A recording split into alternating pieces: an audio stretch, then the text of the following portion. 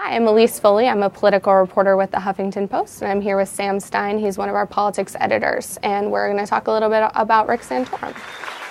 So Rick Santorum didn't do as well in Arizona or in Michigan as Mitt Romney, but has a chance to do much better on Super Tuesday. Yeah. So what do you think he needs to do? What is he doing? Well, you know, it's funny because he had so much momentum heading into Michigan, and a lot of it was because he had those 3 victories earlier in Minnesota, Missouri, and in Colorado, but he kept going off message, kept talking about contraception, about social issues.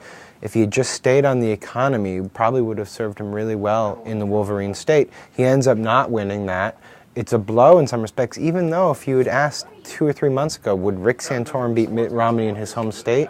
No one would have given you any money on that bet. So it's unfortunate for him because the expectations were raised, but like you said, you know, he has some favorable contests in Super Tuesday. He's looking decent in Ohio.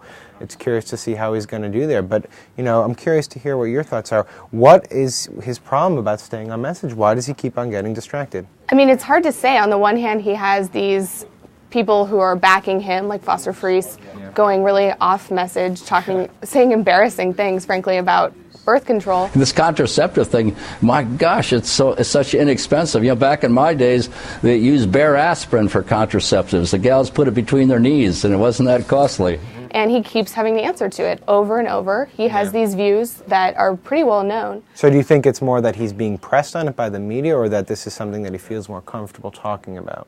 I mean, I think that it's both. I think he's being pressed on it a lot because it's a big topic right now in politics in general, not just in the presidential campaign.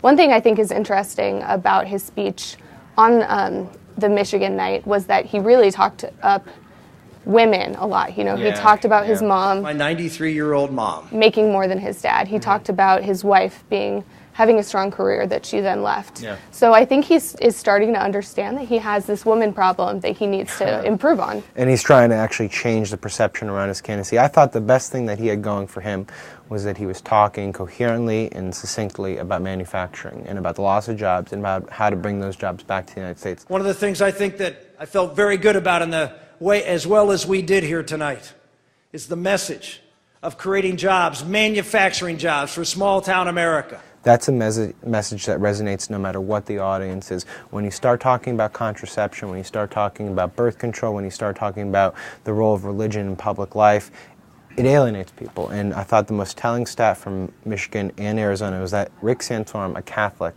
lost the Catholic vote in both those states to Mitt Romney, a Mormon. It just goes to show you that, you know, you can't beat staying on an economic message.